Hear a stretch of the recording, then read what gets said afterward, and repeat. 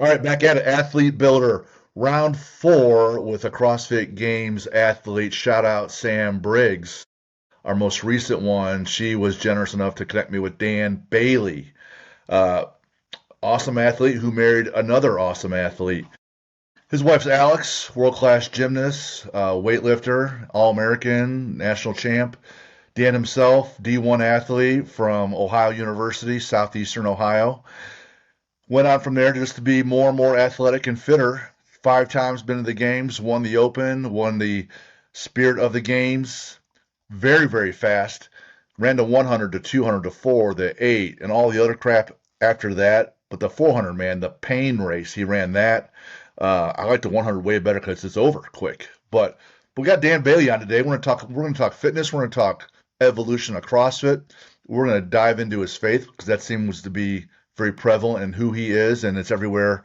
When we were doing our due diligence, Dan, thanks for coming to the show. I appreciate it. Thank you so much for having me on, and thanks for that great intro. You're welcome. I'm from Ohio too, so I'm born and raised in Cleveland, Okay, there we and go. all my family went to Mac schools except for me. I went to Purdue, and I have a cousin that went to OU. So first question: how was the Halloween party down there? Halloween is crazy down there. There's I mean, I'm sure it happens at other campuses, but I can remember there was whole like a week run up with all the athletes of like meetings about Halloween. The cops come in and talk to you. Like everybody comes in to have like just to make sure that nobody does anything foolish enough to get themselves tossed in jail. But it's crazy. I mean, Court Street completely shuts down. I think one of the years, I think I only went 2 years. And one of the years I went, just walking downtown, I was a goody two shoes, so I got out of there probably by like 10 o'clock. Like I was out. I didn't want to get in any trouble. But I remember walking down Court Street, and there was literally a group of guys who had constructed a pirate ship on wheels. They were on the pirate ship, like moving it down Court Street, and they were all it was crazy. They were all pirates on the ship, like it was wild. So most of the people that get arrested at that thing are all from out of town. It's like 90% of the people come in from out of town and cause a problem. But it's a cool event. It's pretty famous. It's been talked about in different magazines. Like you said, they shut down the street. Alumni come back. The size of campus swells up like it's a big, big game day. Man. And then there's tons of booze up and down the street. There's tons of whatever, and it's pretty famous. Yeah, Yeah. absolutely. Yeah, Yep. big party. So what's also cool around that area of Ohio, southeastern Ohio, is Hocking Hills. Have you been out there as well? Yeah, several times. Yeah, it's a little gem that I don't mind that not more people know about it. Like I'm okay if nobody knows about it, but it's already pretty well known and pretty crowded at this point. But Hocking Hills is awesome. For sure, for sure. Are you a Joe Burrow fan? Yeah, I mean, just the fact that he's from here and from, you know, Ohio and southeastern Ohio at that, playing in Ohio and Cincinnati, although he's had a rough go here the past like 2 years, I feel like, but hopefully things turn around for him a little bit. Yep. Is that where your gym's located? Southeastern Ohio? No, I'm actually in the Columbus area. I'm Gotcha. like just northeast of Columbus, like Gotcha. outside the 270 belt. Yeah. Gotcha. Are you an Ohio State fan too, or no? Oh yeah, big time Ohio State fan. Yeah, absolutely. I noticed you wearing that Alabama hat. I'm sure we could talk a lot about that. How you guys somehow snuck into the playoffs again. Right. Yeah. So Alabama's not my school, but my daughter's a rower there, so Okay. I got to support them. I went to Purdue. I love Ohio State. Indiana got the best of them. They played strong in the Big Ten title game. They deserve to win. Um, Shoot, we got a kid that went to IU, one at Butler, one at Ball State. My son plays football there, so it's all over. When you got 6 kids, it's you cast Yeah, a big net. I Um, love how well the Big Ten, and not just the Big Ten, but like all the teams from the Midwest have been doing in college football in just like the last 3 or 4 years. I oh mean, yeah, I hate Michigan with a passion, but the fact that they did so well, now Indiana's doing great, we're doing great at Ohio State, like that's just really cool to see those three states have teams that have been dominating over the past 3 or 4 years. That's really cool. for the longest time it was the SEC, and my daughter would say, the SEC it just means more, which is their tagline. Yeah. But being from the Midwest, yeah, I like to see the Midwest teams wins. And having been to Purdue and being an Ohio State fan, I no part of me wants to watch Indiana, but I watch a lot of their games. That Signetti is everything I want to be about. Like I love what he's done there, and I'm raised to hate IU after going 2 degrees from Purdue. But man, Right. I love what he's done. Uh, so just give everybody a little background on Always Train. That's your main business, and how that's evolved over time, and when you started it, and what the overall premise and how you execute. What's going on there? Yeah, so Always Train is my programming website. So I offer uh, 3 or 4 different programs on there: bodybuilding, GPP, strength training, and a competitor track for basically like if you want to compete at Wadapalooza or the CrossFit Games or whatever. It's a very general track. It's not one-on-one coaching or anything like that. But they all have like my little take on uh, what I like in fitness and like how I would do things a little differently than just the standard. So, for instance, the bodybuilding track is called Clang and Bang, and there's a very high intensity version of that. So it's basically like CrossFit, but with bodybuilding movements. So you're doing dumbbell curls, you're doing, tricep extensions, you're doing dumbbell flies, you're doing those things mixed in with time domains, rep schemes, and some of those other qualities that come from CrossFit, right? But then there's also a classic plan with it as well that you can do just regular old school bodybuilding with. And the premise for the business in the name comes from the fact that you should always be training in some way. Like every day is a training opportunity. It's a learning opportunity, whether it's failure, whether it's success, whether you feel like you didn't accomplish much, whether you did accomplish a lot. What can you learn from that? What can you take from it? How can you use it to make you better every day? And that part actually stems from a quote from Brad Bell, who's a pastor at the Well Community Church out in Fresno, California. And he said, you won't build your memorial in a day, but you will build it daily, Mm-hmm. right? So your memorial is not something that just, comes like that, like the headstone, the whatever you're going to put on there, whatever you do with your life. It doesn't happen in a day, but it does happen daily. So every day you need to always train, Always right? train. Rent is always due. Uh, Right. Yeah, sure. right. Yep. Yep. And so you're either building or staying stagnant or deteriorating in some areas, and sometimes you're going to be out of balance, right? I would imagine that when you're training for the games, your training was out of balance with maybe your personal life, your professional life. You're not as overwhelmed with the games now and training, so maybe the pendulum swings where you have more time to allocate, family and other professional things, right? So 100%. it swings back and forth. In that vein, as a D1 athlete, and you're running track, right? So you got to be as fast as possible. What was your welcome to college athletics leaving high school? You're like, oh man, it's a little different here. It's not as easy. Or tell me what that was like early on. Yeah, there's 2 things that kind of stick out in my mind. One was like I think it was either at an indoor race. It might have been an indoor race, maybe at Bowling Green or Eastern Michigan, one of the tight 200-meter tracks, and I set a PR and still took like third. you know, Right, I set a PR and didn't win. right. Like that's you go into the big pond like that, and things change, especially in track and field. Things change really fast when you start running collegiately. And the other one was like watching some of the guys that would beat me in the MAC championships and would beat our 4x1 or 4x4 team, and then seeing them, some of them like crept into the NCAA regional meet. So you're not even at NCAA finals yet. This is just the NCAA regional meet. And then I watched them get crushed at the NCAA regional meet. And then, when you're talking the fastest 8 or 9 guys in the country in the quarter mile, there is no room for error, and they are so fast. Like it's so fast that unless you've run, you don't quite understand. You know what I mean? If Right. you look at the clocks and the times, it's like, well, you only lost by a second and a half. It's like, oh no, you got blown out. Like that's like losing a basketball game by 35 points. Mm, You got absolutely smashed, right? right, right. Um, and so those were like 2 big wake ups, because it was always my plan to run professionally eventually, and by my junior senior year, it was kind of apparent that like, hey, it's just not in the cards for you, not in this sport. Like it's just you don't have it. You're not good enough. It's very cut and dry when it comes to track and field. Really, and those individual sports, and it's a team sport as well, but It's, did you make the cut in golf? Did you win the one-on-one in tennis? Did you cross the line first, right? Yeah. In the race. Um, when you're running, what was the favorite race of yours? What's the one like, hey, I love this one? Oh, that's tough. Like I honestly did love the 400 because Oh, because of the grind, because of that right. right there, the noise you just made. Like that's kind of why I loved it Yeah. because the tough people run it. You know what I mean? You have to be mentally tough to do that. And there were definitely days where I wasn't, and those were days where you didn't have a good race, right? If you don't have your head right when you're in the blocks on the line, ready to go, Yeah. you're not going to have a good race, right? Yep. But I did enjoy that one just because of the competitiveness in the last 150 meters, especially with a bunch of guys who are really good and you're all right around the same times. Hmm.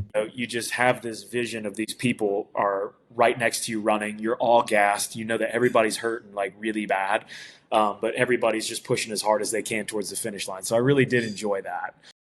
If I had to pick one that I would have preferred to be good at, it would have been the 100. If that would have been, The I fastest would guy have, on the planet.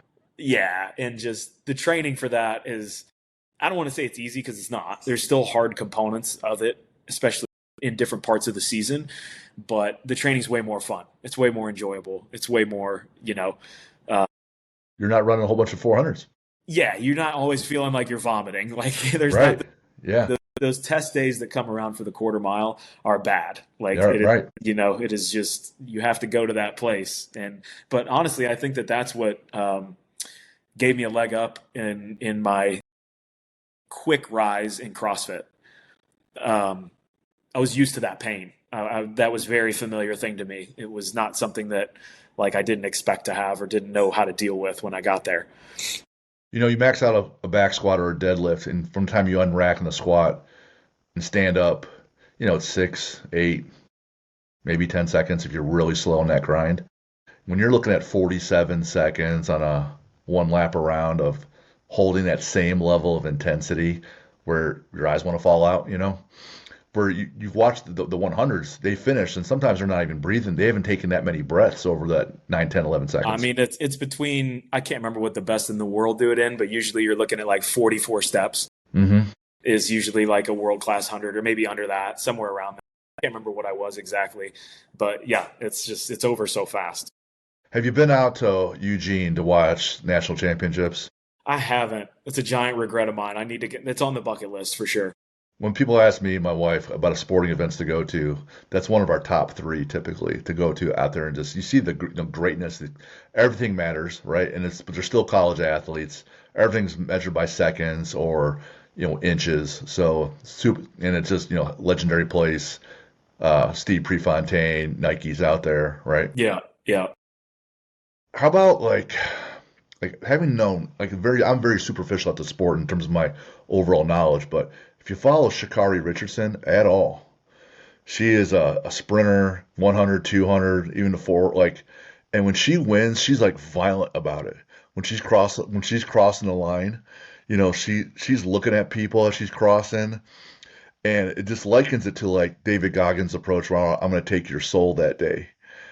And you got to think your next time up, like that's got to be in your head, right? You, you, you guys play any head games in athletics? Favors they yours? they do. You can, and it's but it's way more subtle. It's not something if you don't Right. understand the sport, like if Sure. you're watching, you're not going to notice it. But for a lot of guys, especially in the 100, it's how long are they taking to get in the blocks? What are they doing? Like and when the starter says on your marks, and you're supposed to drop down and get into the blocks, you don't Yeah. want to be the first person in there. Because you're You don't waiting. want it because you're waiting and you're Yeah. waiting and you're getting tense and you're sitting down and you're not. That's just not in a race that is decided by hundredths of a second, maybe a thousandth of a second here and there. You don't want to lose any advantage. And so there's been races I've been in where guys are taking forever being stubborn with one another. And they're not Right. looking at each other, but they know what they're doing. You know what I Right. mean? Everybody knows what's going on. Where the starter will have to tell everybody get up. And they'll have to get everybody up, and then they'll call out the athletes. They'll be like, lane 5 and lane 7, get in your blocks. Like, stop it. Like, cut it out. You know? Wow. And that's part of It's part of the that's gamemanship. part of that. Yeah, Yeah. part of the gamemanship. And then to your point with like Shikari, like erupting at the finish line, that's all in you at the start. But for the 100 in particular, that has to be, all that intensity has to be channeled very specifically, because where you're not like uh, physically taxed like you are in the quarter in the 100 meters, at that level especially, the technicality of it in every step you're taking and your body angles, your from your first three steps out, you could lose the race in the first two steps, like that. You could be that far behind where like it's over, you know. So even though you have that kind of anxiety and the anxiousness and the adrenaline at the starting line, it has to be very calm, collected, and like focused on what you're doing, you know. So when you do win and you cross the finish line and you can let all that out, I'm sure that's part of what that is. You're building up, and I remember the announcers were explaining it, and every once in a while you'll get a good announcer that teaches the average fan like me. They're talking about Usain Bolt, like his first few steps weren't straight ahead. His legs would push out a little bit and exerting force, not exactly vertically or straight ahead, but out a little bit, which is wasting. But he had so much power he couldn't do anything else. Right. But once he reaches that top end speed and you're striding and pulling, you can see that you can see when they just kind of just send it, and it's like, Oh man. So It, when you're it, at that stage when you do that, it's like, wow, look at that, look how pretty that is. yeah, it made no sense that even with that start and how tall he was, that he could start as fast as he did. Because as soon as he stood up and got to like full stride, Yeah, like his turnover rate plus the like length of steps or length of each step, it's unbelievable. I mean, 9.58, I gross. never thought that was going to be possible. Didn't think I would see that in my lifetime. Like under 9.6, are you kidding me? Like that's not going to happen ever. And but to your point, the not necessarily trash talking, but kind of, we had a Midwest meet of champions at the end of high school. So it was the best seniors from Ohio, maybe Pittsburgh, Indiana, and Michigan, and they put together a track team, and so there was the Ohio team versus Michigan versus Indiana versus whatever, and you all went and had a meet. And I got invited to that to run the quarter mile and then the 4x4. Hmm. And I won the quarter mile. Nice. And then our 4x4 team had a guy on it named Jason Craig. And there were two guys when I was a senior who were world class, like who could be world class. You know what I mean? It was Jason Craig and Ted Ginn Jr. I know him. Yeah, so Yeah. he was younger. He was a sophomore, I think, when I was a senior or junior. But I mean, he had the talent that if he would have ran the 400 that year, I would have taken third, not second. You know what I mean? That just goes without saying. He was a 46-second guy, like maybe under that at that time. But Jason Craig was the same way. In the 200 meters, he was like in high school. I think he still ran a 20 point or like a low 21, which is very, very fast for high school. Um, and he was our anchor on the 4x4. And the three guys that we had on the team before we gave it to him, we had a lead by maybe 2 yards, something like that. So significant enough. Jason takes the baton and lets the guy from Michigan pass him on the final leg. You can see him, and he's just looking at him, like lets him pass him. And then just sits behind him, like right on his heels, like almost on his outside shoulder. Like if the Michigan guy's here, Jason was right here, just letting him know he was right there. And I mean, these are guys who are running, 47 second, 40. They're not slow. It's not. And so they're doing this, and they come around to like the last 120, and he actually starts trying and just blows this kid out of the water from Michigan. It had to be so embarrassing for that. Oh, man. But Jason was one of those guys too. He was unbelievable, and he just crushed him.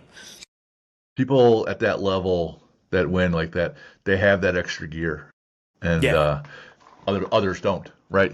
And Mm-hmm. your extra gear is still going to be awesome, but that elite level, they're going to let Yeah. who's dad, right? Right. Exactly. What was the welcome to CrossFit moment, whether it was in that Columbus regional or out at the games, and you're like, well, shit, I'm pretty strong, I'm pretty fit, I've been winning some other things, I can do a lot of things, my scores are good, I'm doing fine in the open, but hey, man, it's a little different here, right? What was that Yeah. moment where you're like, oh, okay, it's OU all over again? For sure. In 2011, that was my first CrossFit Games, and I think coming into the stadium on, man, if it would have been Thursday night or Friday night, I was in the lead. And I think it's the only time I've ever had the lead. I might have to correct myself there at some point, but the next workout that came up was rope climbs and clean and jerks. And I was pretty excited about it. Like I could climb the rope. I could, I was strong enough, love clean and jerks. And I did terrible in that workout. Like I just did bad. And I shredded my hands and fingers, got all ripped up, all bloody everywhere. And then going home that night, like waking up the next morning, like my hands were cooked. I was super sore. And I was just like, oh, wow, like I have another 2 days of this. And like I'm already feeling it, after day one or day 2.5. I can't remember what day it was for that. But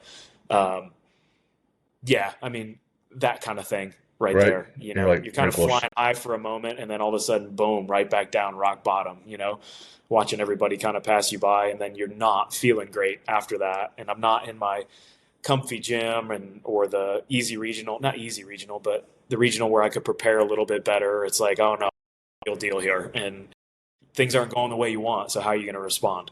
That's always the deal, right? It's event plus reaction equals outcome, right?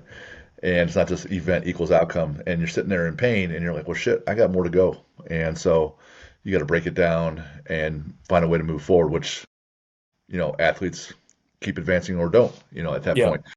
The sprinters are supposed to be pretty powerful and they lift. The 2 milers, the 5Ks, they don't lift nearly as much, right? And you're in the sprinter world, so you're going to be doing lifting for sure. But there's a difference between training to be a college sprinter and then being a well-rounded games athlete. The absolute strength has to go up, your proficiency and other lifts have to go up. How long did it take you to go from college to that 2011? I didn't see the year you graduated. So take us through that bridge that gap, and how you evolved as an athlete into that different sport. Yeah. So I graduated college in 2007. And then I was a track coach and PE teacher out in Fresno, California, with a friend of mine for about 2 years, roughly. And I was still just kind of running, and I would run with the Fresno Pacific University track team every now and then. I still thought about doing some competing with that, but really it was just kind of like I was just trying to hang on to something that I loved. Um, and then I was out there till around 2009 ish, 2010 ish, and I moved back home to continue some schooling, and that's where somebody who was in the Akron Rec Center, his name was Will, he said I needed to try CrossFit. Right? He's like, oh, you ran track and field, you competed, you might like this because the workouts are competitive. You compete with your gym. And so I think he had me do Grace 30 clean and jerks for time. And I probably wasn't hitting all the perfect standards with it, but I think the first time I did it in right around 90 seconds. So like a minute 33 to a minute 35. And he just like put the stopwatch down. He's like, you're coming to the gym tomorrow. He's like, you need to come. He's like, that is not a time that anyone has ever seen, Right. at that point, right? Right. And I hadn't even been doing anything. Like I just been lifting, doing some occasional running. I ran a little bit with the Akron track team while I was going to school there, just because I knew the coach. So I had no real CrossFit training. That was just from, being a sprinter my whole life and having some God-given talent. And so I started going to the gym at CrossFit Legacies in Barberton, Ohio, with Brian Yoke as the head coach, and just started going to the classes and doing really well, and beating a lot of people at the gym and being one of the best ones there. And they're like, well, you can compete in this in the open, and then they crown the fittest man on earth. I'm like, well, that sounds pretty cool, But I was kind of on the fence about doing it because those jobs I talked about in Fresno, I kind of got laid off from those positions. Like some of the money dried up for this PE position I was in, and same with the extra coaching positions at Fresno Pacific. And so I was basically moved back in with my parents while I was going to school Hmm. and living in their basement. I'm like, man, I got no business doing this anymore. Like if I'm doing anything, I need to go work. I need to get a job. I need to, do whatever. But there was something on my heart that was telling me to do it. I say that was God speaking to me, telling me that this is a path that I want you to go down, even though it may not make sense to you. Uh, and so I signed up for my first competition. I won the sectional that year, only having done CrossFit for like 2 or 3 months. and then didn't make it to the games that year, the regional. I was doing really well all weekend, and then like the last one or two events, there was just some skills I didn't have yet, like snatching and either bar muscle ups or really good chest to bar pull ups that some of the guys with more experience did, and they just kind of took the lead away from me. I just wasn't prepared yet. But then the whole next year I trained, and that's when I won the Open, and then that was my first games appearance after that. After that, I was kind of like, I want to do this. Like, I know that this is what I need to be doing and what I want to pursue. In 13 and 14, I went to the regional in Columbus, and I think when I first talked to you, I mentioned that there was this one workout where everything was 100 reps, and there's like dumbbell snatch at 100 pounds, but I started off with 100 handstand push-ups, and you're upside down and you're not kipping, and it was just, my God, that asshole is going to do 30, no, 40. Wait, is that unbroken at almost 50 without even using his legs? All right. I don't like him at all, but wow, right? So I don't know if you remember that one at all, but that was like, I just opened a gym in 13. I've been doing it for a couple years, 11 and 12 at another gym. And I'm watching this. I was like, oh, that's gross. Look at that. Oh my God. I'll never be at that level. I remember that workout. It was one that was definitely, I was really excited about because it was something that I thought I had a chance at beating Rich at that event. So I did kind of go for broke on that first piece on those handstand push-ups to try to give myself a cushion. I knew I was going to get a little bit ahead and then see if I could hold him off. I can't remember. I might have been 50 handstand push-ups, like 100 double unders. Yeah, right. And then there was some shoulder to overhead with the axle bar right after that. And then like overhead walking lunges or something, or maybe the snatches were, I know it ended with overhead walking lunges. And he ended up walking me down in the overhead walking lunge. Like my arms were smoked, and I just couldn't keep the bar overhead. It was a front rack walking lunge, actually. My shoulders were cooked, and yeah, but that was a fun event. That was a good one. That's the thing, like anything else. When a muscle group goes, it goes, and all you can do is wait. You know, it's done. I can't move now, right? Right. There's always people in the stands or people from just that I've talked to. They're like, "Well, hey, I watched you on this thing. Like, why didn't you just pick it up?" And you're like, you don't understand. Right. I don't know why didn't I think of that? God, I wish you were my coach. Why weren't you there? Yeah, darn. Right. Talk about those athletes that are messing around getting out of the blocks, the equivalent in the CrossFit world. And because there's like, you'll see people like, you make a big tackle and you step over the guy, right? Someone's lying down dead on the floor after some barbell movement, and you walk over the guy, right? Talk about some of that and who does that and what's like. Does that even get in your head, or does it piss you off, or you're like, hey, that's kind of funny? Talk about that. Yeah, in the time that I competed, there wasn't a whole lot of that, other than like celebrations at the finish line. Sure. People getting fired up for winning, or Josh Bridges losing his mind. Yeah, Josh Bridges. Yeah, he's a big time one with that, and then. But some of that stuff I don't really remember ever dealing with. I think it was just because things were so new. It just wasn't a thing. Like the trash talk really wasn't that much of a thing. I mean, you might say something off the court about something like, yeah, I'm not worried about that guy, or, I'm going to crush him in this, or I know I'm going to beat him in that. But I don't think that, like on the field, poor sportsmanship, not even poor sportsmanship, but just the trash talk or anything like that, it wasn't a thing. I don't know how much it is now, but definitely there were times where people would say things on an interview or a podcast, and it would get a little traction on Twitter, X or whatever it is now, and some of the social media would buzz around for a little bit, but then, on game day, people would usually do the talking with their performance, and it's like you don't have to say anything else after that. Favorite movements in the CrossFit world for you? Top 1, 2, 3? Handstand push-ups for sure. I love power cleans, deadlift, so any kind of hinging movement. I'm a big fan of those. And then I would probably say like ring muscle ups, bar muscle ups, things like that. Some of the gymnastics movements, but yeah, those are some of my favorite. Some things you don't like? Thrusters, hate them. Right. Still to this day. And it makes a 95-pound bar feel like 1,000,000 pounds.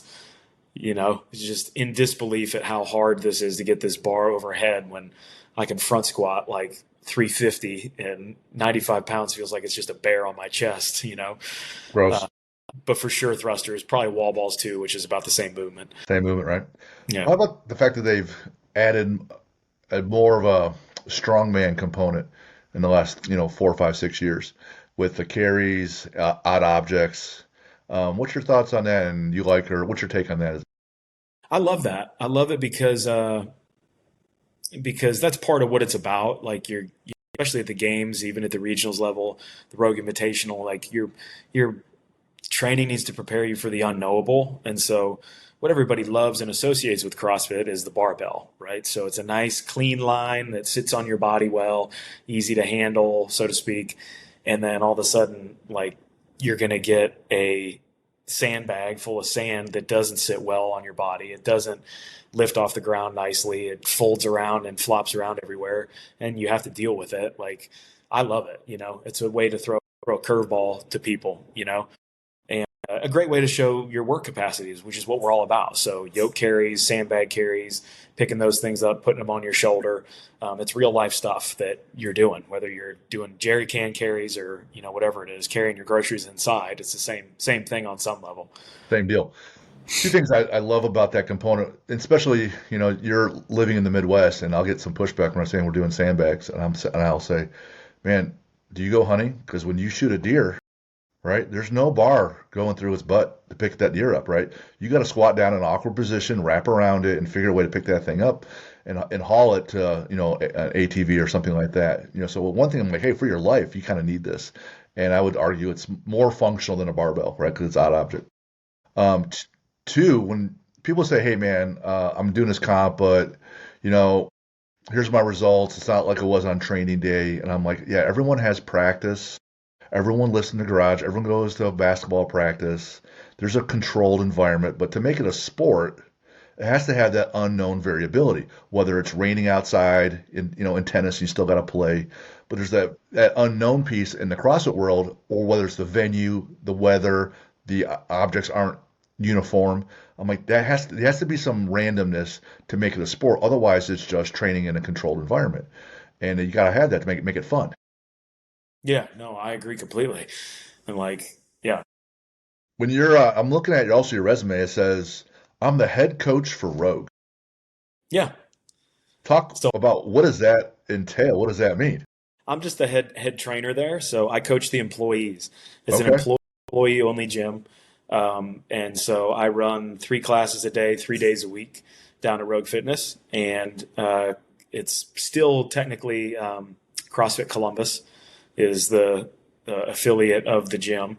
Um, but yeah, so like anybody who works there has free classes that they can go to. And then if people don't want to join the class, I obviously still help them out if they want some other kind of programming or a workout for the day or anything like that. So I'm just kind of there for that. And that's what I do there. I remember years back, the CEO, I can't remember his name, begins with an H. Bill Bill Henniger, Bill and Henniger, Katie Henniger. Yeah. right? They posted a job opening for the CFO. I'm Hmm. like, Chief Financial Officer. I'm like, well, I got an MBA, I got a finance background. That'd be sweet, And it also said there in the job description, must be willing to work out or something like that, right? And I'm like, that's absolutely part of their culture. So everyone there, they got to do something. They got to move, like, essentially, in some way, shape, or form. Not necessarily do CrossFit, but got to do something to try to be healthy, right? Yeah. Yeah. And I mean, I mean, it's good for everybody who really, really works there when you look at the different things that people have to do at any facility really for a job. Whether it's you're stuck sitting at a desk, well, you need to go down and work out and open up your hips and take care of your wrists and make sure that we're moving some weight and still gaining muscle because you sit all day, right? And for other people, if you're working in a warehouse, if you're working a machine, if you're moving plates from A to B, whatever you're doing, it's like, well, you need to be capable and you need to know how to lift and you need to know how to pick that up off the ground and you need to know how to do it properly over and over and over again so that you don't get hurt, so that you don't, injure yourself, and so that you have that capability to do your job and go home and have no problems picking up your kid and anything else like that. So it's a great fit. That's awesome. You know, um, my gym, the the average coach age is a bit older, and I'll be 51, tomorrow as of this recording. My wife's Awesome. 54. One of our trainers is 60, 61. The other guys are in their 40s, females too. And not only do you need to move to be feeling good, right? But more and more, a lot of times you're still not feeling good just because you're older, right? Like my wife has had enough knee issues, meniscus tears, ACLs that, yeah, then it's almost she'll need a total knee at some point, but not quite yet. We're kind of staving that off. So her knee doesn't feel great. But what I tell people, if your knee's not going to feel great, at least you want to have a knee not feeling great, but you're still decently lean, or you're decently still, have some cardio capacity. Because if you just sit down, well, you got a bad knee and you got a whole bunch of other bad things. So I can't say that training all the time takes all the pain or aches and pains away, as you know, but it does help keep a lot of them off, right? For sure. Go ahead. The thing that was driven home to me because towards the tail end of my career, I had a series of injuries. 15 was my last time I was actually to the games, 2015. In 2016, I just had a bad season prep and I didn't make it in 2016. It was all 100% my fault. 17, I had a partial tear in either my bicep tendon or my pec on one of the workouts, so I withdrew. And then in 2018, like all the signs were there to take a season off. You know what I mean? Like I clearly needed a break. I couldn't string like 2 weeks of training together without having an injury, something popping up where I need to take 3 or 4 days off. I need to go to a doctor. I need to go have somebody take a look at something. And so like basically the way I put it is the check engine light was on, but I was still driving. Like I just kept cruising down the freeway at 85 miles an hour, and eventually the wheels came off. So during the open, I ruptured my quad tendon on a workout. That's bad. And yeah, that was a bad one. I didn't handle it well. I cried like a little. I had no idea what happened to my leg. That was the first time I'd ever had any kind of major anything like sports injury. And so when that happened, it would just kind of set off a chain reaction. Like I knew I probably had a hernia, sports hernia. I knew I had some kind of labrum tear in my left shoulder. So I just got it all fixed, right? In 1 year. It's like 3 surgeries. Let's just get it done with. Like you're not moving anyway, or you're moving minimally. And so I got paired with a series of really good PTs. And one of them, Jeff, he kept driving home to me, like as I started talking about getting back into competing, like even in 2019, he's like, you need to focus on minimal effective dose. It's like, what is the minimal amount of stuff you have to do to get the return that you want? And that's what you need to focus on. And so to your point with, my knee doesn't feel the same. Like it's great, but having that repair, like it's not the same. You know what I mean? I have other little nagging things like you're talking about.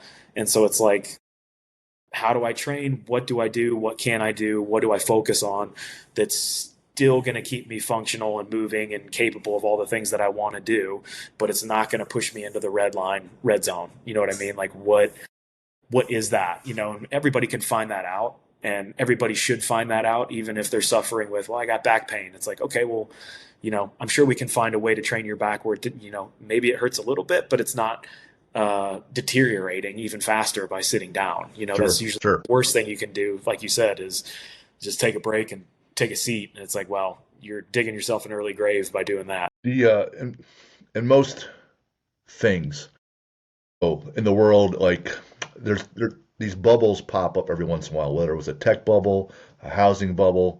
Companies will do that. You'll see entire sports where for the longest time in the NFL, it was a running league. And then it was a passing league. Now it's the defense can't touch anybody. So things get out of proportion or out of whack. And when we had Sam on, she mentioned that back in the early teens, 13, 14, the bubble there essentially was if you weren't paleo, you're like some idiot loser leper that needs to be ostracized. That carbs are horrible. All you can have is a sweet potato. And other than that, then you're just a loser, right? And so everyone thinks that, hey, everyone's doing this. These cross games athletes are doing it. It must be right, right? Yeah. Fast forward a decade, and people are like, those carbs kind of help. So from your standpoint, you've been in fitness for a long time. You've been an athlete for a long time. You've been competitive for a long time. You see things ebb and flow and evolve. what are a few bubbles, if you will, or things that have evolved in the CrossFit world that are like, way back when we thought this, but here's something that's better now, Oh man, for sure. 100% the number one thing is training volume. Like, oh right? my gosh, we would beat the tar out of our bodies, from 2011 to 2015. You know, there's guys now who are smart enough, guys and girls. They're like, well, they finish the games or they finish whatever, and they take a month off. Where they're just focused on recovery. Maybe they swim or bike a little, or literally do nothing, right? Like, and just cruise. I mean, I don't know anybody that I train with that didn't maybe take a day off, and then we were just right back to like doing two workouts a day, like two sessions a day, over and over and over again, and sometimes three, four sessions a day. And it's just like it had some benefit in that, it kind of took you on this curve for a while, right? The adaptation could be really fast if you can handle it. You know what I mean? If you can Hold stomach it on. and handle it and hold on. Yeah, hold on. Yeah. If you can, the wheels are like wobbling, about to fly off the car, but you're still kind of going down the road. Like you could gain a lot really quick, but like eventually, like I don't know anybody who I trained with back then, specifically Graham Holmberg, Bridges, Froning, any of us who don't have some kind of thing that is just going to hang around with us for the rest of our lives because of that attitude, right? So that was for sure a bubble. It was just like, and like just so much barbell, so much heavy lifting, so much, always doing those things rather than just focusing on a little more time on the rower, a little more time on with some gymnastics, a little more time with, whatever. And it slowly kind of got a little bit better, but at the same time, like the volume was just insane and a lot of unnecessary volume, and the guys nowadays, the guys and girls are way better, I think, at managing that, and at the time we didn't know. Right. You're in a brand new Sure. competition, brand new sport. It's like Yep. you're pioneering this thing, and it's not like anything else. Like in track and field, right away, track and field is not like basketball. I can't just go out and shoot free throws. You know what I mean? You kind of can, maybe with some mental rehearsal, doing things, but there's a giant point of diminishing returns. Like if Yes. you have a really hard practice with sprints, whether it's quarter mile or 100, you need that 48 hours Yes. before you do it again. Sometimes 72 hours before you can really actually operate it at the speed that you want, because you don't want to learn how to run slow. If you do too much, you're just going to learn how to run too slow. Your stride length isn't going to be there. Your turnover is not going to be there. It's not going to be where it needs to be. So you need to have like specific rest periods built in. And what you're doing on those other days is still helping, but you have to just stop. You have to like sit and relax and stretch and maybe like just, have a day where you warm up and then you go home and that's it, right? With CrossFit, it's just like, well, we lifted so much yesterday. We got gymnastics today, and why don't we pair it? We didn't do cleans yesterday, so let's do cleans instead of the snatch, and let's do, and well, we can swim, and now we can go bike, and now we can go, and it just never ends. And so like the Right. intensity sits here, and it just keeps going across all these disciplines. It's in with the volume too, and so that's just what we did. We're like, well, let's do two workouts a day. Okay, that wasn't too bad. All right, let's do three. Okay, let's do more. Let's keep pushing the envelope. And I think that's something that definitely the athletes today, that bubble has for sure burst. And the athletes today have a much more periodized or smarter approach to the season as a whole. For sure. I totally agree with that. There was I've had a number of discussions with the West Side Barbell guys. If you've ever been there with Louis Simmons, I have. and then also like Tony Holler with Feed the Cats. He's a sprints coach. If you're familiar with him, he's out of Illinois. I've heard of Um, them. Yeah. and so the two completely different sports, powerlifting and sprinting, right? And so they both taught me essentially the same lesson when I'm talking to Louis and Tom, who runs it now. They said that, the Bulgarians were similar to the CrossFitters in that they would lift 3 times a day. They would only do a few movements, and they would always work up to 90 plus percent. So the intensity was very, very high. Their numbers went up very, very fast. They were winning everything in weightlifting. However, by 24, 25, every athlete was out of the sport, and they had to go through the next batch because the intensity was so high. So when Louis applied it to powerlifting, you can't max out your squat, bench, deadlift. You can't be at super high intensity that often, or otherwise you're just going to ruin your body. You can't. It's not sustainable. When I Yeah. talked to Tony Holler's like, yeah, when we run our sprints, if we do like 300-400s in a session and it's max out, like they're laying down on the track and then they go home. And Oh, yeah. the next day they might work on getting out of the blocks, maybe, and then they're gonna walk. Then they're gonna go home again, and because they're only gonna be that intense so many times a week, because it's not how hard you train, it's how hard you train, recover fully, so you can train hard again. Because without that intensity, you're going to be running slower, or you're not pushing as much weight, or your force production is lower. So to get some people to take a rest day or a deload week, or a deload like overall this next quarter won't be as intense. When you're at that high level, like you got to have some rest, otherwise you just keep breaking down. Yeah, I mean the workout and the training isn't what necessarily makes you stronger. It's recovering from it. Like Yes, the recovery that your body does from it is that's where you're actually getting stronger. Now you have to put the work in, of course. You have to provide that overload and that stimulation to get the response. But if you don't let yourself, you don't eat right, you don't go to sleep, you just keep training hard, hard, hard. It's like, yeah, you're just going to drive yourself straight into the dirt. You know what I mean? Like 100%. And Louis, like in the West Side Barbell guys, like um, the way I strength train now is better than I ever have, just because of listening to his podcast and all his little nuggets over the years in terms of like, hey, how you structure training, the variability of lifts that you use and how that fluctuates with the intensity of a movement. So if let's say, for example, one week you max out your back squat, that's probably the highest demand you're going to get on a squat, most yep, likely, right? yep, And then, well, the next week, if you come in and I max out my overhead squat or my front squat, it's like, okay, well, you're still stressing a particular muscle group to a max, but the intensity is way lower than that right, back squat. for Do sure. like his max effort method of just like rotating those exercises and always being able to stay relatively high for the exercise is just brilliant. I mean, I've been doing that for a couple years now, and I've PR back squat and my bench press. I'm trying to get to 500 pounds on my back squat and a 400-pound bench press. I'm working on that right now. That's I'm fun. just 485 and 375 on the bench, but it's the healthiest, smartest way and most fun way, honestly, to do things like that rotation of exercises and focusing on the variability of things. I like how like you could take a press like it's a bench, but you could have three different grips, or you could have some other accommodating resistance, or it's a floor press, so it's not the full range of motion. So yeah, you're working as hard as you can, but not as hard as your body can if a full range of motion, 100% all in lift, and that's how I usually try to structure our heavy days in our gym. The other thing I took from him a lot was, okay, so maybe your bench is weak at the lockout, so it's going to be your triceps. Let's constantly hunt for weaknesses, find a root cause analysis. It might not be that double unders are the issue, it's that you're always practicing it when you're exhausted.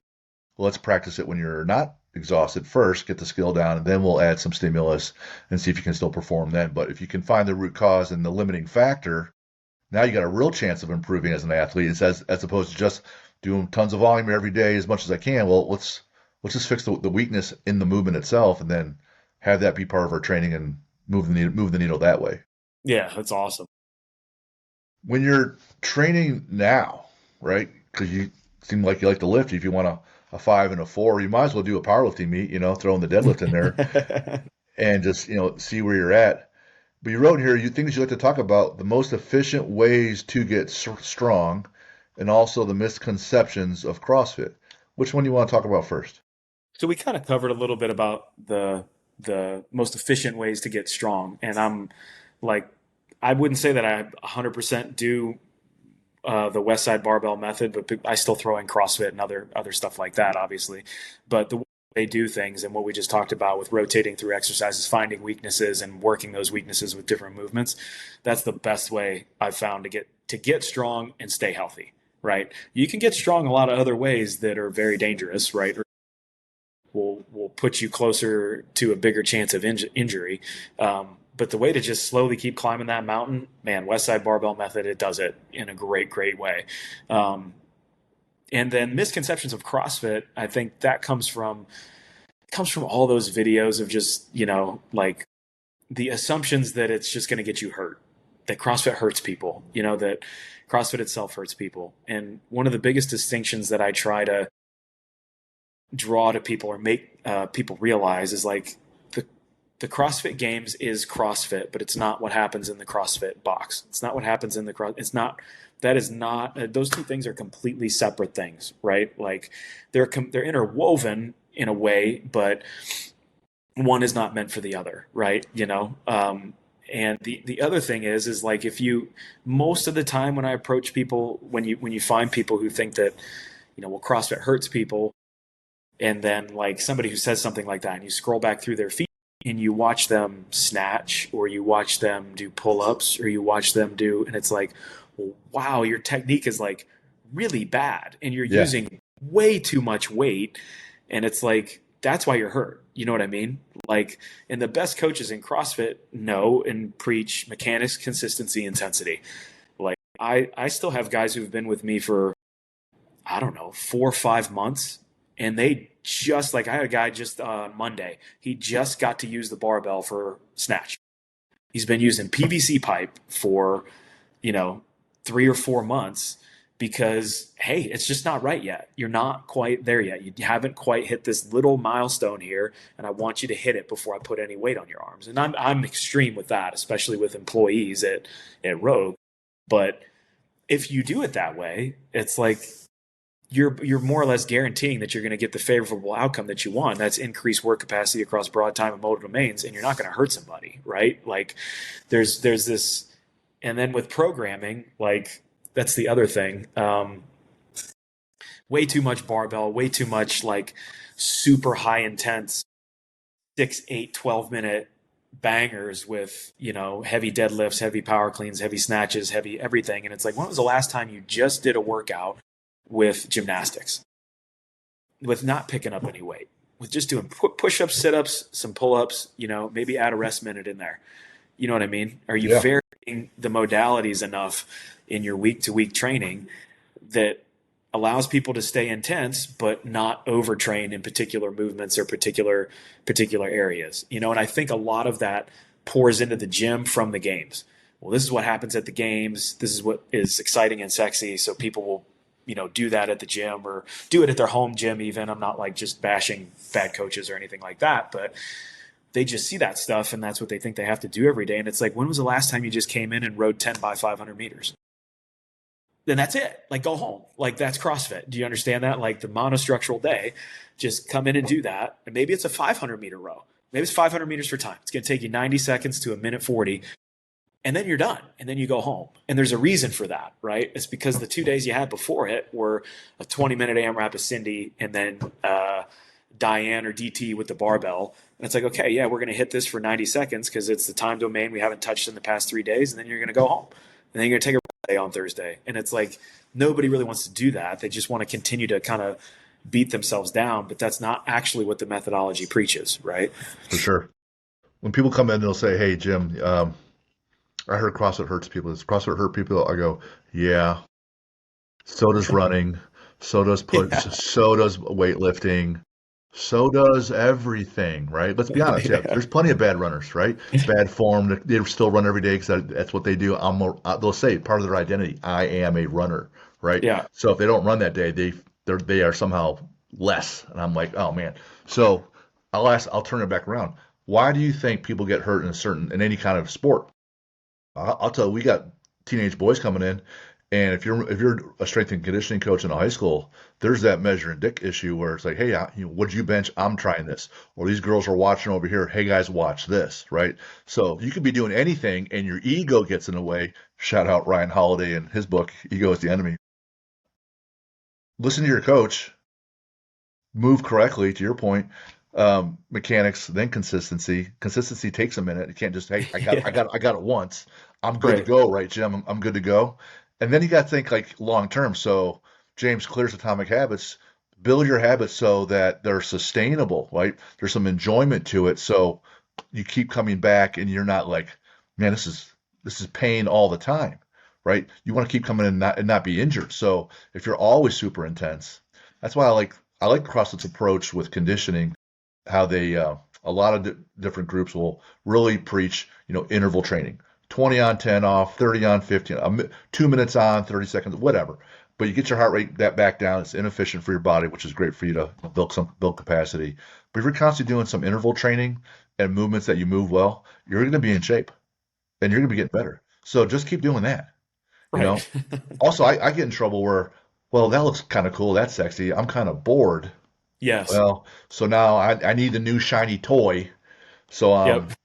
because I probably have scrolled too much on my phone, so now I got to be overstimulated there. So please bring me the new shiny toy so I can make my training the new shiny toy, Right. and approach it like that. So anytime I get down that path, I usually end up getting hurt because I'm usually being stupid. Yep. Myself. Yep. Yep. Me too. I was at a conference a long time ago, probably back in 12 or 13, for the NSCA. I think it was a TSAT conference, a tactical athlete conference. And that was a relatively new thing at the time. And somebody was talking about like how bad CrossFit was and something else. And I think he kind of referenced the games a little bit and what these athletes are doing. And it's like, I think I approached him after. I talked to somebody after and I said, look, if your son or daughter is going to ride a bicycle, or you're gonna teach somebody how to ride a bike, do you take them to the like Red Bull Mountain contest, set them on the bike, be like, here you go, and just Right. roll them down the hill? Like, what do you think's Right. gonna happen? Like, yeah, Tour de France, day one, right? yeah, you're gonna get killed. You're gonna get crushed. Yeah. Yeah, if the everyday gym goer, even somebody who's relatively well versed in the gym, sees a workout from the games and they walk into the gym like, I'm going to load up 405 on the deadlift. I'm going to do weighted pistols with a 53-pound kettlebell, some handstand walks, and ring muscle ups. Let's go. It's like, yeah, you're going to walk out of there broken. Like something Limp. bad is going to happen to you. And that's Yes. literally not what the methodology of the sport or a majority of the coaches would ever have anyone do. Right. So it's just that weird misconception of, you know, like you said, the shiny toy, The that shiny kind of, toy. right. Yep. The So your wife's kind of a badass too, not just you there. And so Big time. all American. This means you're tops in the country, right? All And American in gymnastics on the beam. She did the beam. Yeah. see, my mom stuck me in gymnastics, which I think is great for kids at a young age. It's great for everybody, right? And I'm on that beam. I'm in kindergarten, and I'm terrified. I'm falling off that thing. I could not stand it, right? But those people that are complete like flying Walendas on that beam and landing on it and not dead. It's amazing to me. But then she goes from there to weightlifting, throwing weight overhead, right? So when I tell my kids, hey man, if you want to not be selfish and make the next generation of BB athletes, then go out find another athlete and marry that person, right? So when you and your wife are weightlifting together over the years, is it like, hey babe, check this out over here, and then when she beats you, right? Or how competitive does that get where you're not talking on the car ride home later? Because competitive people are competitive people. Oh yeah, absolutely. But let me be clear, she's never outlifted me yet in a Okay. set. There were actually days though where I would have to go in if I had a snatch session and I would snatch, I don't know, 230, 240, 250, something like that. And I'd be like, hey, we can still date. Like Okay. I was Right. able to snatch more than you today. Like if there ever is a day that I don't, then that might be an issue. But the big difference there is I'm a good weightlifter. Like I'm good at clean and jerk and snatch. She's great at it. Like she is, and she's specified in that. And the difference is just like you could look at my snatch or my clean and jerk and be like, yeah, that looks like how it's supposed to be done. And then you watch her lift and you're like, oh, like that's Oh, actually what it's really supposed to look like, that's right? really you can tell the athlete that does that. It's really pretty. Yes, And it's yeah, like, and wow. it looks effortless, like when Yes. she does it. Hmm. She also went to the CrossFit Games in 2014. She qualified Geez. in 2014. Yeah, so that was like she didn't have much training going into that either, but made it. And that was actually the first place that we met. Was then How, at the athlete hotel. She was in the elevator, and I was walking into the elevator to go up to my room, and she was in there, and I said, I knew who she was because I was like following the season. I was seeing who made it and everything. And I was like, hey, Alex, how's it going? And she didn't say anything back to me. ouch. Yeah. That's your welcome to Alex moment. So how did you have to take another swing at some point, right? Yeah. And I did. And luckily this time it turned out a lot better. So we ended up married and got twins now. So Hey, Alex, what's your Fran time, babe? yeah. So if I brought her on here, how would she tell the story on how you asked her out? Oh, I'm sure it would be different. Oh, how I asked her out? Yeah, Yeah, I won't lie. I jumped right into her DMs. Yeah, attaboy. she had something on her story about she was doing bicep curls or something like some kind of accessory work from training that day, and I said something stupid. I can't remember what I said. I need to scroll back and find it and like get that comment. But I You should said something take a stupid. picture and frame it and put it on the wall. Yeah, Yeah. as soon as I sent it, I was like, "You are an idiot," and I like punted my phone into the woods. I'm like, "She's gonna tell all her friends like you are the biggest moron ever like for doing that." But she was just really nice and responded back, and then we started chatting. Took pity on you. Oh, Yeah, this boy thinks he's being funny. right, I'll give him exactly. I'll give him a shot. Oh man, that's awesome. So you have twins. Are they same sex twins? No, different. We got one boy, one girl. My brother and sister are boy and girl twins. So Oh, okay, yep. I don't know if you have that running through your family. Twins are different. Like they just growing up, they can sense what the other one's thinking and feeling. It's different, man. It's pretty wild. So good for you guys. How old are they? A little over a year and a half. They were born in April, so or well, last April of Yeah. 24. Oh man, Yeah, good for coming you. going on 2 years. Yep. One of the things that you mentioned, I want to make sure we get into this definitely before we wrap up here, is there's a few guys in every sport that they point out that faith is a big deal to them, right? Some people faith is not a big deal. Some people say there is no life after death, there is no God, whatever. But some people completely disagree, whether it's Hinduism, Judaism, Christianity, etc. And you and Rich and others, at least in the CrossFit world, they make it pretty clear that Jesus is big for them. So my questions were like, faith ebbs and flows for every person over time. As you're evolving from an athlete over time, what is a time or instance where faith really carried you through? And when was another time where you thought, man, I thought my faith it really got tested here and I didn't do so well? Yeah. If we rewind to um, two points really. When I first started CrossFit, right, like I mentioned, um, and thought I was honestly just being irresponsible with what I was doing and how I was living and doing whatever. But I felt God's calling on my heart to continue to do what I was doing to compete. Like I felt like that was what I needed to be doing, and that's where faith kind of carried me through there because I could have easily just shut it down and been like, I need to go get a teaching job and start doing this and forget athletics. Like I tried my pro to be a pro in sports and I didn't make it. It is what it is, and move on. But my faith brought me into the sport 100%. Like, um, and took me to capability of sharing the gospel worldwide. Basically, I've shared the gospel on other continents to people of something that I would not have ever imagined doing um, unless I took that step of faith, right, and believed in what my heart was telling me, what I felt God was telling me. So that's one way that faith kind of carried me into the CrossFit Games and competing and all that and everything that's come after that. Um, a way where I don't think I responded well. And I've told this story before, but when I had all those surgeries, when I had all those injuries, like for most of my life, I've been taught through Athletes in Action, Campus Crusade for Christ, like other things, that your identity is found in Christ at the end of the day. Like, and my mission has always been the same.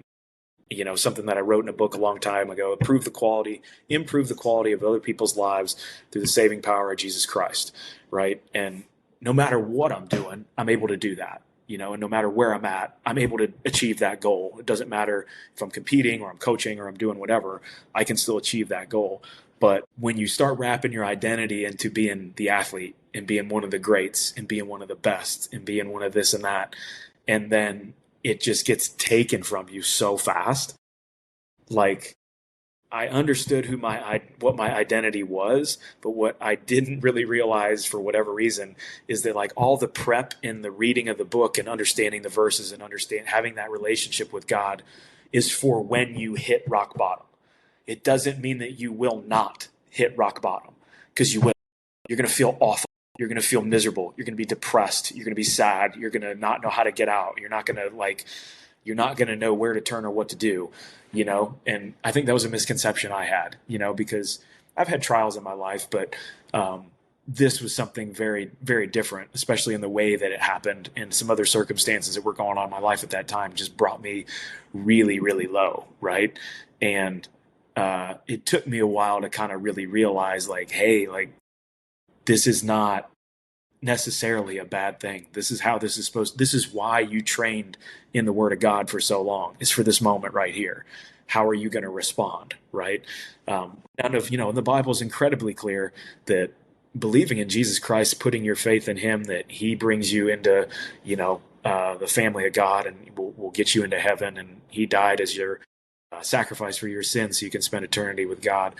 That doesn't promise you an easy life. Like none of Oh, that. like Paul. Yeah, I mean, it's pretty well laid out that like now you're probably going to get pressed even harder now, because it's what I need to do to you to get the best out of you. It's just like training. You don't get better unless you work hard, get pressed, get under the heavy weight, right? It's no different in life. Like those things are going to come around. They're going to push you to be better. There's a guy who drove it home to me, really kind of just drove the stake into my chest when I was at one of the lowest points I could have been in. Like there were mornings where, man, I'm not even ashamed to admit this, but I would wake up and just like cry for like an hour about how sad I was about everything. And I had nobody and nothing. And like things were just not going the way that I wanted them to go. And I remember a friend, Brett, who I met through Rich, actually. He called me, I think randomly, just to see how I was doing. And like I just dumped the truck on him with like everything that was going on, everything. And I'm like, look, man, I'm reading my Bible, I'm praying every day. I'm like, I'm doing all this and that. And he's just like, well, hey, man, it sounds like you're doing the right thing. So you're probably exactly where you need to be. He's like, don't get in a rush to get out. And that hit me like a ton of bricks. Like I was looking Yeah. for the lovey-dovey response, the it's going to be okay, everything's fine. And like all I said is like, dude, you're doing the right thing. So you're right where you need to be. Like just sit in it, learn from it, like get used to it. Like things will turn around, but you need to stay right where you're at and just absorb everything that's happening right now. And that was a time where I didn't respond, I don't think, properly in the attitude I have. But eventually it turned around, and it's changed my life since that point for sure, and everything that's happened since then. Mm. It's powerful that you have that moment. What a gift to have that bottom. That way you have the lesson, right? And then when you have the lesson, then you can teach the lesson and you can pass on to your own family as well. And then you can grow from that. But if everything's all roses, well, then everything's pretty easy. Then you're probably pretty weak because Yeah. you can't really handle the things. You go through that pain, then you can't. I remember the the regional workout that we were talking about with the handstand push-ups. Graham Holmberg, he's pretty well documented about his faith, and he's asked about. I think you guys huddled up and said a prayer before the WOD started, and basically he said afterwards is, "Hey God, if this is still the path you want me to be on, like I hope this is really the right path because I'm going to be in a lot of pain in the next minute and for a long time." And then I remember I was watching a documentary on Ray Lewis, and he's in jail, right? And because he's all about his lifestyle and winning, but not deep in his faith as he should have been. And he said he heard the voices where he felt God was saying to him, "Can you hear me now? Can you hear me now?" Right? Mm-hmm. And then I had Tim Tebow's episode on the Sean Ryan show was Yep. outstanding, I talking haven't gotten to about listen to that yet, but I need to. yeah, it's awesome. It's awesome. When he's playing for the Broncos and they win the playoff game and they go into the next round. Because he at the time he was having 316 on his eye black all the time, John 316, and so his buddy asked him, "Hey man, do you realize what happened?" He's like, "Yeah, we won. We won the playoffs." He goes, "No man, you threw for 316 yards. Like Yeah. everything was 316." Like, and then he felt like in Tim's words, "Hey, I was off the path, off the path." For me, it was 1 year into running the gym. Like my whole background's finance, investments, JP Morgan, MBA, and stopped. And I'm like, all right, get certifications, business plan. I'm going to make people healthy and better. And I'm 12 months in, and picking publicly traded companies is different than running a small business of one person or two people, figuring all that stuff out. Like I have no idea. And I I didn't have automatic systems for anything. There's no software. I'm just an idiot.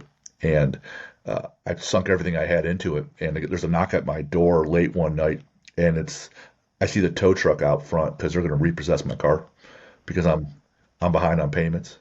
And so I convinced the guy not to by giving him cash. And then I have to call the company right then and there and pay off the bill, which means I use some other credit card. And then, he leaves and I still have my car because I'm, single parent at the time with three kids. And so, uh, I'm crying and upset and I'm calling. I probably called my sister at that time, called a couple others, but my sister was usually my confidant at the time. And she's like, Jim, maybe, maybe this health and wellness, maybe this CrossFit thing, maybe it's just not for you. You gave it a year. Why don't you go back to the investment world? And I was like, no, this is the deal. My calling is to get people better mentally and physically. This is the deal. And she's like, well, you're not good at it. I go, yes, that is absolutely true. And so I went to Catholic school, and my high school is all boys, Jesuit, St. Ignatius in Cleveland. And so for the Jesuits, it's ad majorem Dei gloriam, for God's greater glory. You're here for God's greater glory, right? So AMDG and a cross is tattooed on my left shoulder.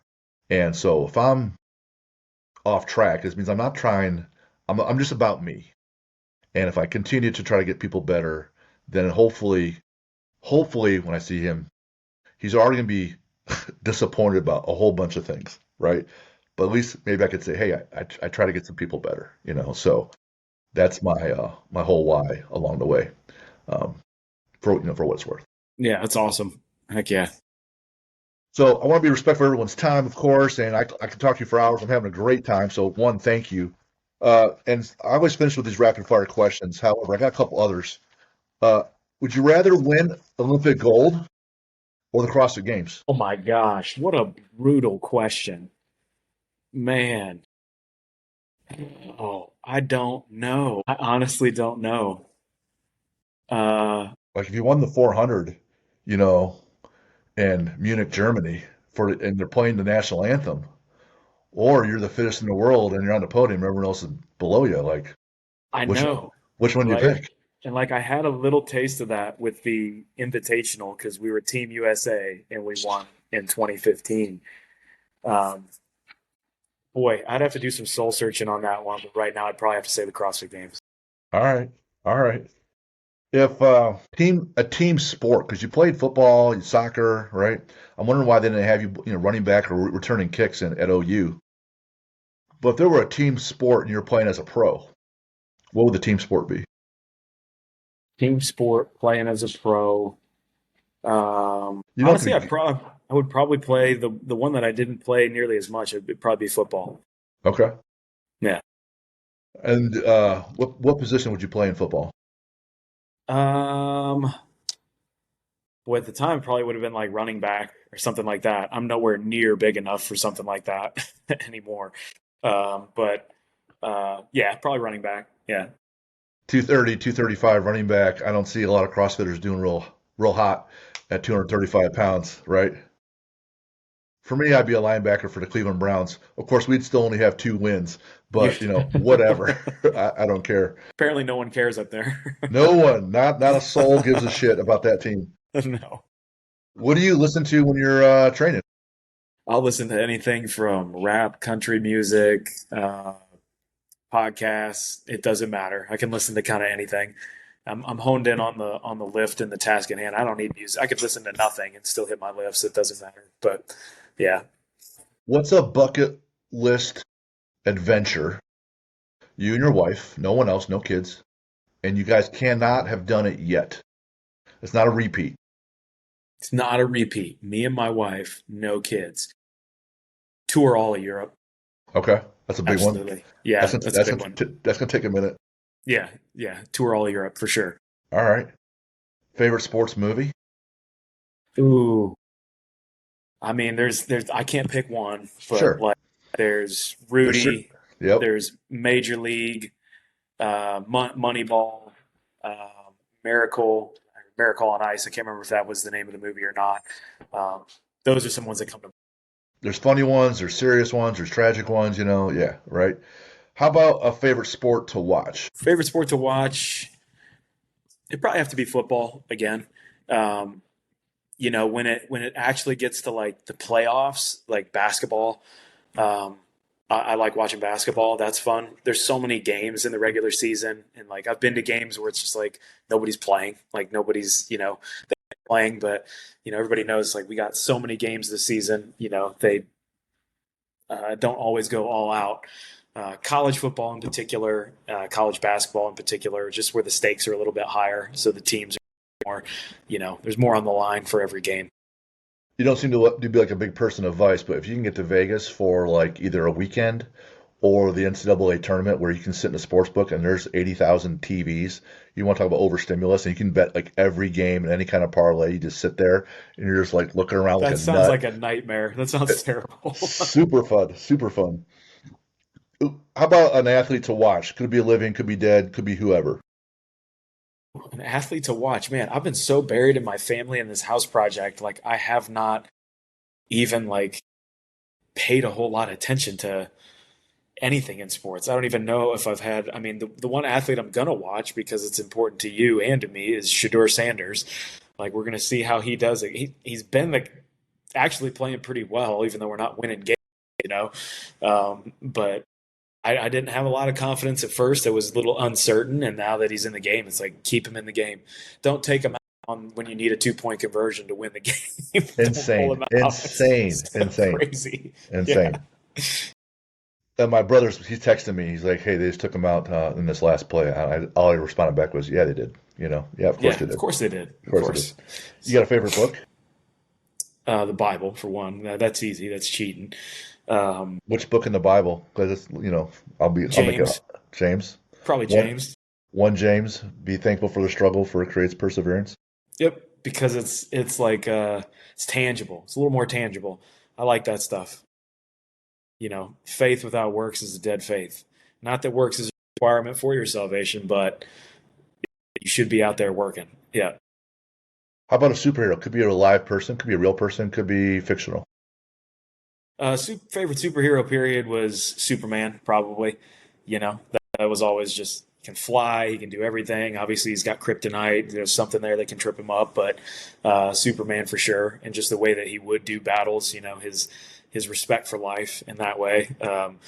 But then, I mean, my dad is my superhero. He actually passed this year, Hmm. uh, and so losing him was tough, and he was just a one of a kind dad. Like he was just it's something that it's hard to put to words. You just know it when you see it, and you know it when you're around it. And he was a great dad. Oh man, good for you. It's really awesome that you miss him, right? Because Oh yeah, the alternative isn't so cool, right? So, man, what a blessing to have that. right. I think that's what I talked about. One of the first, when he did pass was just like it's such a privilege to be in so much pain in this kind Yes, of pain. Like it's because people who don't have dads, they had terrible dads. Their dads beat them. You like go on and on and on. It's like, man, I'm probably more of a rare case than most people with how great he was. It's funny doing all these projects on the house and everything. And one of my family friends told me I was going to do this, and sure enough, I do. Like when I get stuck on something, I'll reach for my phone yeah, to call him. Like I'll yeah. reach for it. And I'm just like, oh man, like wow. But I'm glad you prepped me well enough. Like I'll figure my way out of this. Like absolutely, you know. That's the soldier that loses their arm in battle and still looks for their arm when you need it, right? Yeah. Exactly. Yep. How about a villain that you like? Thanos. You know why? Like, it's because he had like a real reason. Like, I don't like villains, obviously, but they capture something great in him where most villains are this way. They think they're doing a good thing. They think that they're doing the right thing. They think that their way is correct and it's going to be the answer when really they're just horrible, awful people for doing what they're doing. Selfish Yep. people, you know? Marvel is huge on humanizing the villain, so you have some like identifying characteristics, so you kind of understand why they're making some choices. The Star Wars world are just like, yeah, Darth Vader's just, he was treated really poorly, and now he just hates. So it really kind of depends. But in the Marvel world, they try to do that, like with Thanos specifically. You want to get one lift. What's your favorite lift? Only got one lift. It would be clean and jerk. Okay. Yeah, Favorite quote? You already gave us one.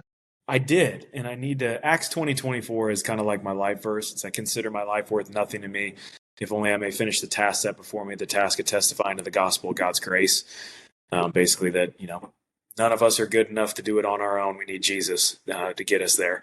And then I need to look up my physics teacher's quote. I had to find that. It popped into the back of my head when I saw that question from you. And he left me with that when I graduated high school. You may never get rewarded for living a righteous life. It is its own reward. If you lead a righteous life, it makes joyous participation in an otherwise miserable endeavor possible. Possible. Yeah. I saw that, what you wrote there. I'm like, oh, that's beautiful. Chad Yeah. Spurgeon. Chad Spurgeon, you said. Yep. Chad Spurgeon, he's a physics teacher. Yep. Force equals mass times acceleration. I say it all the time. Yeah. Where can people get a hold of you? People can get a hold of me on Instagram by sending DMs. Shoot an email over to info@alwaystraining.com if you got any questions about the training programs or anything like that. Those are probably the two best places. I've had to drop off YouTube a little bit while I've got these projects going on, but I'll get back on there here soon enough. Awesome. Man, shout out Sam Briggs again. Luckily, Sarah Wright in my gym went to Mimi Mahan's event that had Sam at. So I met all through that, connect the dots. Now we had Dan Bailey on. So shout out for them. And then Dan, thanks for being on. For those that want to get a hold of us, info@athlete-builder.com. Keep sending us questions. We're really blessed with your time, your authenticity, your lessons. I just really enjoyed it, and I'm really grateful for the gift you gave us today, Dan. Thanks so much. Hey, thank you so much for having me on. Appreciate All it. right, we'll see you. See you.